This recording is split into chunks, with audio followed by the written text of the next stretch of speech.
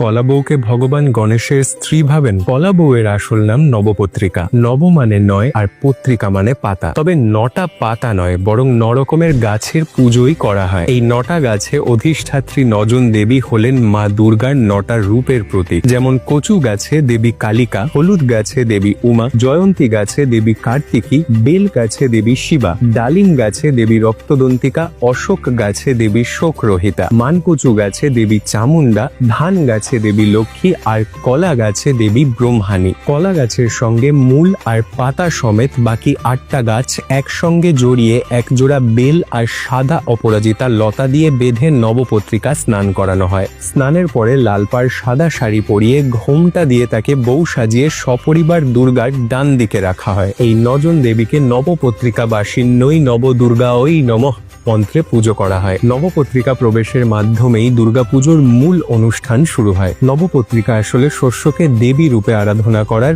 প্রাচীন রীতি। সময়ের সঙ্গে যা মিশে গেছে দুর্গাপুজোর সঙ্গে। লোকমুখে নবপত্রিকা হয়ে উঠেছে কলা বউ। গণেশের ডান পাশে থাকার জন্য অনেকেই তাকে গণেশের স্ত্রী মনে করেন, কিন্তু নবপত্রিকা যদি দেবী দুর্গার প্রতীক হয়ে থাকেন তাহলে কলা বউ আসলে গণেশের স্ত্রী নন, বরং তার মাতৃতুল্য।